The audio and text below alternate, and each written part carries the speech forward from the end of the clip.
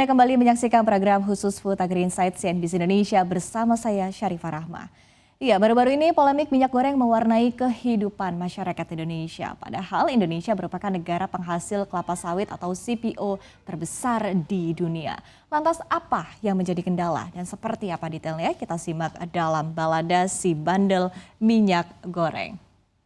Ya, selama 1 dekade Indonesia masih mencatatkan diri sebagai negara penghasil minyak kelapa sawit atau crude palm oil atau CPO terbesar di dunia. Nah, posisi ini tentu tidak terlepas ya dari luas perkebunan kelapa sawit di Indonesia. Mungkin kalau Anda berada atau jalan-jalan ke daerah khususnya di Sumatera dan Kalimantan bisa terlihat ya hamparan kebun kelapa sawit yang begitu besar. Nah, berdasarkan laporan statistik dari Dirjen Perkebunan Kementerian Pertanian pada tahun 2021, untuk total luas lahan kelapa sawit Indonesia ini mencapai 15,08 juta hektare. Dari luas ini, lahan yang masuk ke dalam kategori produktif adalah sekitar 12,59 juta hektare atau 83% dari total luas lahan. Nah, adapun untuk perinciannya, perkebunan swasta ini seluas 7,25 ha, kemudian perkebunan rakyat seluas 4,83 juta ha, dan juga perkebunan besar negara ini mencapai 506,7 ribu ha. Kemudian dari lahan produktif tersebut, Dirjen Perkebunan Kementan menyebutkan total produksi minyak sawit Indonesia ini mencapai 49,71 juta ton di tahun 2021. Sementara kalau kita lihat catatannya dari Gapki, atau Gabungan Pengusaha Kelapa Sawit Indonesia, total produksi CPO Indonesia mencapai 46,88 juta ton. Kita lihat lalu seperti apa dari segi konsumsinya. Nah, Gapki menyebutkan bahwa total konsumsi lokal plus ekspor minyak sawit Indonesia pada tahun 2021 ini mencapai 52,66 juta ton. Nah, dari angka tersebut konsumsi ekspor ini mencapai 65%, sementara untuk konsumsi domestik ataupun juga lokal ini sebanyak 35%. Kalau kita lihat angkanya untuk ekspor sendiri ini berada di 34,23 juta ton.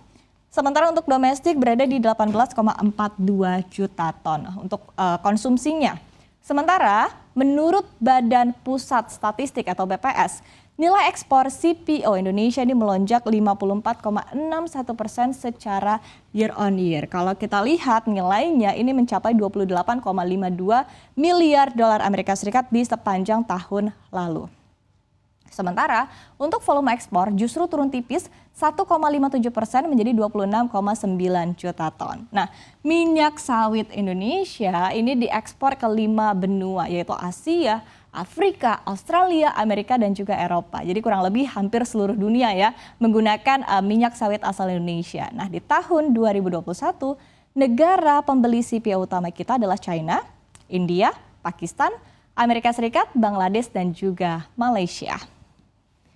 Ya, seperti diketahui bahwa minyak kelapa sawit ini adalah salah satu komoditas penting bagi kehidupan kita. Tapi kita akan flashback lagi ya, kira-kira kegunaannya untuk apa saja sih? Nah, tentu yang pertama, yang paling dekat dengan keseharian kita adalah CPO sebagai bahan baku minyak goreng. Tentunya ya sebagai orang Indonesia, minyak goreng itu wajib banget ada di dapur. Nah, selain itu, CPO juga menjadi bahan baku margarin untuk keperluan memasak. Kemudian tidak hanya itu, CPO juga dapat menjadi bahan baku untuk bahan bakar atau BBM alternatif biodiesel.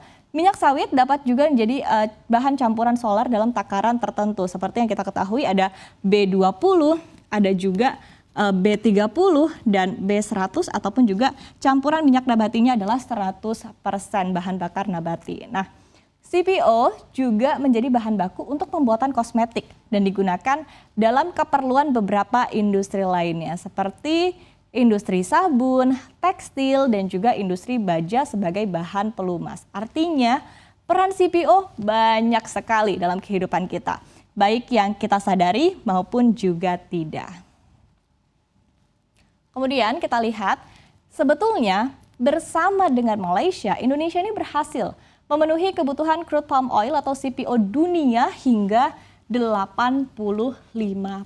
Bayangkan betapa besarnya kekuatan CPO kita. Namun selain Indonesia, negara mana saja sih penghasil CPO dunia? Kita lihat yang pertama tentunya di posisi yang kedua ya setelah Indonesia ini ada Malaysia sebagai negara penghasil CPO terbesar kedua di dunia. Jadi berdasarkan data dari indeksmundi.com, produksi sawit Malaysia diperkirakan ini mencapai 18,7 juta ton dengan luas perkebunan kelapa sawit ini mencapai 5,35 juta hektare. Kemudian di posisi yang ketiga setelah Malaysia ada Thailand, masih dari kawasan Asia Tenggara dengan jumlah produksinya adalah 3,12 juta ton atau jauh di bawah Indonesia dan juga Malaysia dengan luasnya hanya kisaran 810.000 hektar, kurang dari 1 juta. Kemudian kita lihat berikutnya ada Kolombia dan juga Nigeria dengan masing-masing total produksinya adalah 1,65 juta ton dan juga 1,4 juta ton untuk produksinya. Sangat jauh ya kalau kita bandingkan dengan Indonesia dan juga dengan Malaysia dari segi volume begitu, karena kalau kita lihat meskipun sudah masuk ke dalam 5 besar namun secara volume tetap Indonesia yang menjadi jawara.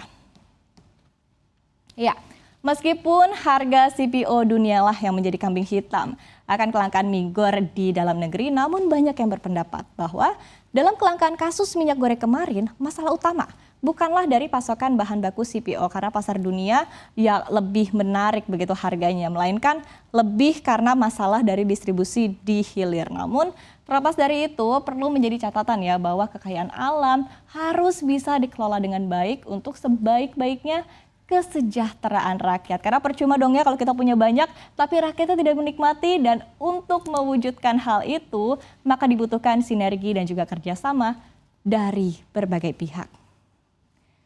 Ya, dan informasi tadi menjadi penutup program khusus Food Agri Insight. Terus saksikan CNBC Indonesia di cnbcindonesia.com dan juga Transvision Channel 805. Saya Syarifah Rahma, CNBC Indonesia Beyond Business.